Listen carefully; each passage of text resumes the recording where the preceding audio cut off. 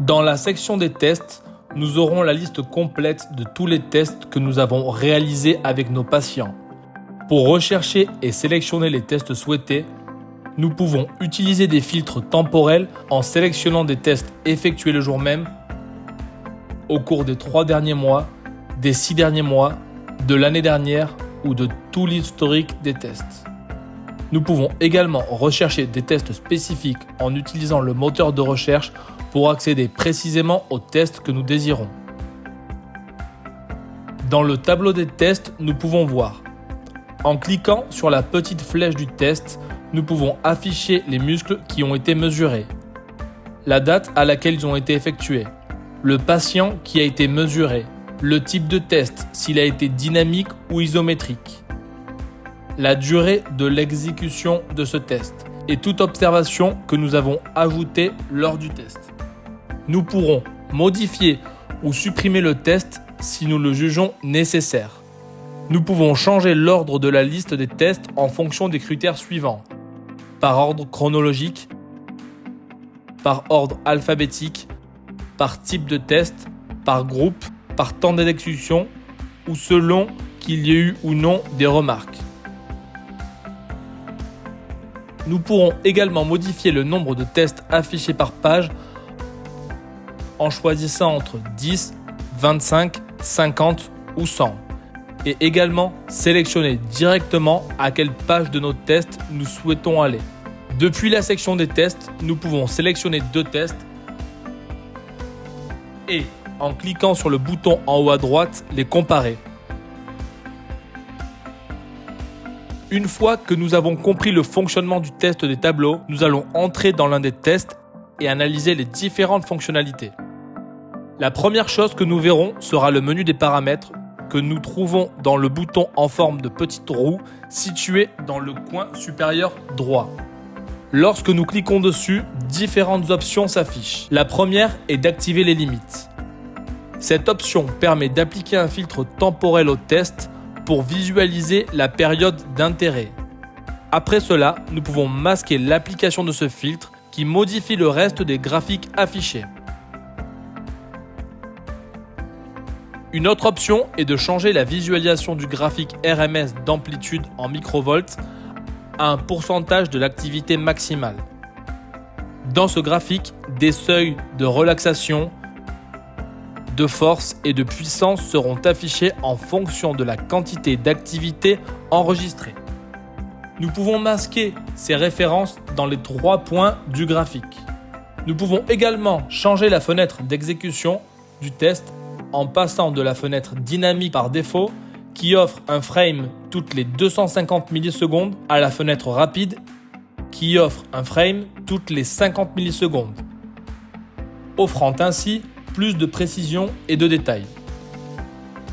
Nous aurons également l'option d'exporter les données dans un fichier CSV avec 2 options. Une version basique avec les données traitées et analysées par Endurance et une exportation avancée avec les données non filtrées. Nous pourrons également générer un rapport en PDF du test d'EMG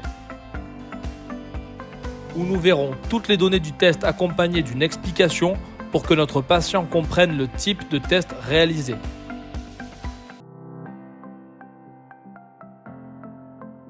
Nous pourrons modifier le test, changer son nom, les observations, ainsi que des données telles que le poids et la taille du patient, les muscles mesurés et les annotations.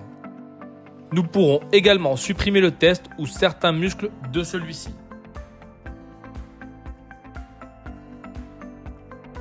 Dans la fenêtre principale de test, nous parlerons d'abord de la section générale, où nous trouvons les données principales du test EMG.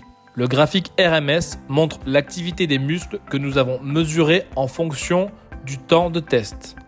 Chaque muscle est représenté par une couleur. Sur le graphique, nous pouvons cocher ou décocher n'importe quel muscle en cliquant dessus ou en double-cliquant pour n'afficher que ce muscle. Par défaut, le graphique RMS sera affiché avec une échelle de temps de 0,25 secondes par frame. Sur l'axe vertical, l'amplitude est exprimée en microvolts. Dans les 3 points verticaux situés sur le côté du graphique RMS, nous pouvons afficher la tendance qui nous montre comment l'activité de chaque muscle a évolué. Nous pouvons également télécharger le graphique sous forme d'image. Le graphique de la distribution de l'activité musculaire indique comment l'activité est répartie entre les différents muscles mesurés.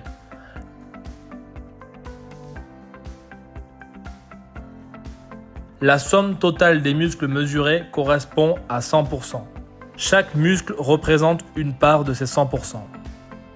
Nous pouvons cocher et décocher des muscles. Et en plus, nous avons un bouton pour afficher directement le PDF des synergies musculaires.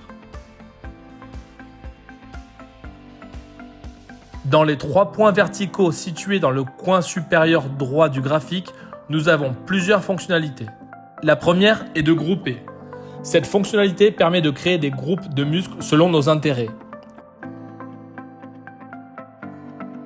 Nous pouvons créer des groupes par côté, par muscle agoniste, synergiste, antagoniste et différentes options pour notre analyse. En cliquant sur regroupement, le graphique nous montre 2 barres avec la somme de l'activité de chaque groupe musculaire sélectionné. Pour réinitialiser le graphique, nous cliquons sur le bouton Réinitialiser. Nous avons aussi l'option de distribuer. Cela permet de créer 2 groupes et de voir comment l'activation est répartie de manière indépendante dans chacun d'eux. Enfin, nous pouvons télécharger le graphique sous forme d'image. Si nous mesurons des muscles contralatéraux, les indices de symétrie apparaissent. Les indices de symétrie musculaire nous indiquent la relation entre un muscle et son muscle contralatéral. Par défaut, les indices de normalité sont définis à 80% pour la limite de la symétrie et à partir de 90% pour ce qui est considéré comme une activité idéale. Nous pouvons modifier ces plages et elles resteront enregistrées pour cette relation musculaire. Nous pouvons également télécharger le graphique sous forme d'image. Le tableau des résultats affichera différentes valeurs d'EMG pour les muscles mesurés. RMS moyen, contraction maximale historique, contraction maximale de référence si elle a été marquée. Pour la marquer, nous la faisons dans les 3 points situés dans le coin supérieur droit du tableau des résultats.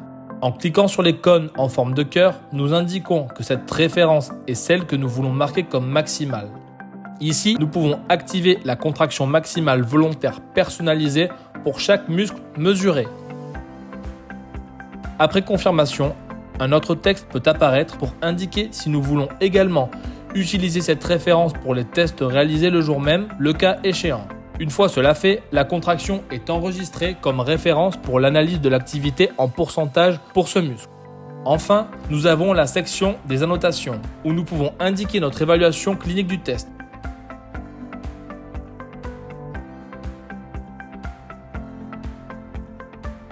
Si lors de la réalisation du test, nous avons mesuré l'amplitude de mouvement ou ROM et que nous avons activé l'option de sauvegarde dans la plateforme, nous pourrons afficher le graphique de l'amplitude de mouvement dans le menu des paramètres. Chaque capteur nous montrera le graphique dans les 3 points situés dans le coin supérieur droit du graphique. Nous pourrons ajuster l'échelle de l'amplitude de mouvement pour filtrer une section spécifique. Nous pourrons indiquer quelle est la position 0 pour chaque capteur et après l'avoir défini et prévisualisé, nous pourrons l'enregistrer. Nous pourrons également télécharger le graphique sous forme d'image. Si nous ne voulons plus voir l'amplitude de mouvement, nous pouvons la masquer.